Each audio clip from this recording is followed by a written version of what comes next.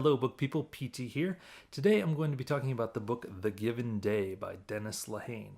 Dennis Lehane is an author I like a lot. He's written quite a few books, a lot of crime novels, a lot of books that have been made into movies, things like Mystic River, Gone Baby Gone, Shutter Island, to name a few. And the sequel to this book that I'm talking about today, The Given Day, the sequel is Live by Night, which just came out, directed by Ben Affleck, just this week. So his work has been adapted a lot. He's been very successful, and he was also a writer on The Wire. But his historical fiction is something that I hadn't dipped my toes into before now. So The Given Day is a book that takes place in the late 1910s, like 1917, 1918, around there. And it follows two different men. It's kind of two parallel stories.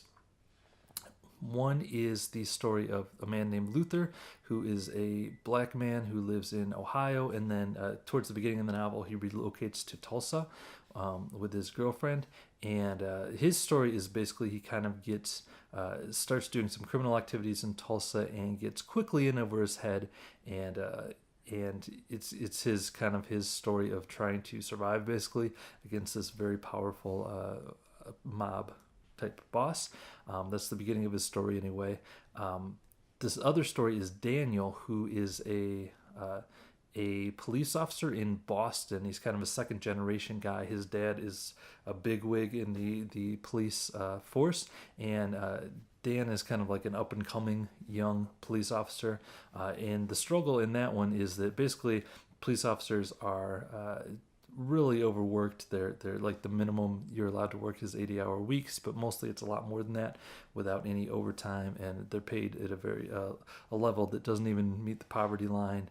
And any police officer who's injured, if you aren't able to work anymore, you don't get any benefits or anything. You're just done. And so the idea of starting a union is starting to come around, but a lot of the older guys and the politicians and the public in general kind of thinks of unions at this point as a very like communist idea. And policemen are public servants who shouldn't join unions. That would be like a big betrayal of their duties. They're supposed to serve the public, not think about themselves. So his story is kind of like he's kind of a rising star, and he knows he's kind of trying to decide which side of this union thing he's going to go on. And this is a big historical novel. It's about 700 pages, and there's really what I've set up is just the very beginning. Like a lot of these historical novels, it's very epic, and there's a lot of twists and turns in both of these men's stories. I thought this novel was great. It was fascinating. It was a period of time that I just really didn't know very much about. I hadn't read very much that took place during that time. And it was really interesting that this took place almost exactly 100 years ago.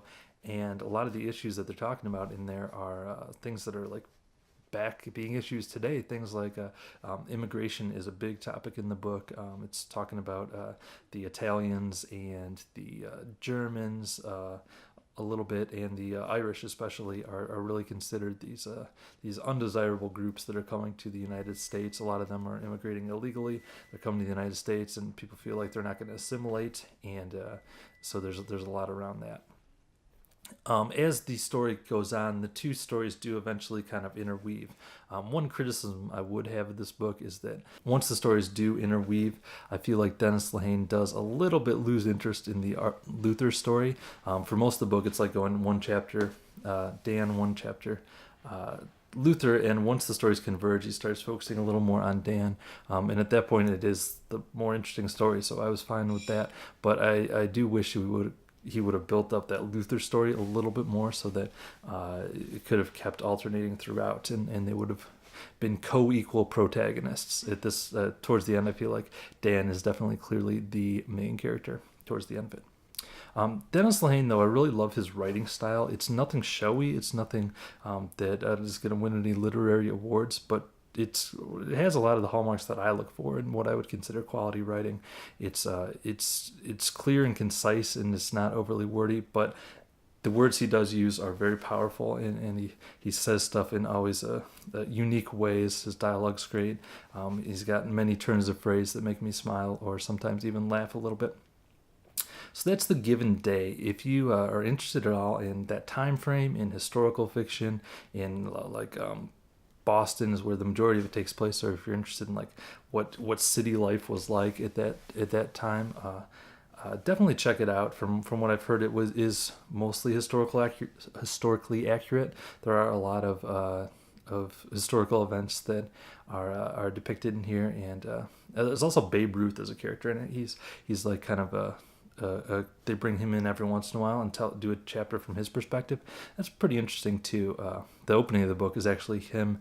He's on a train during a train stop, and him and his team, the Red Sox and also the Chicago Cubs, are on the train, and they end up playing against this kind of random team of black guys at this train stop, and Luther's one of those guys. That's our introduction to him.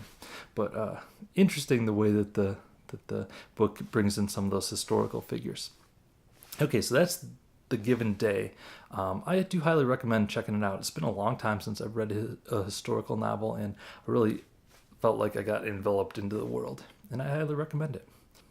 Thanks so much for watching. Here is another video you might like, and please make sure to subscribe to the channel so you can get my videos. Thanks so much for watching. I'll talk to you next time.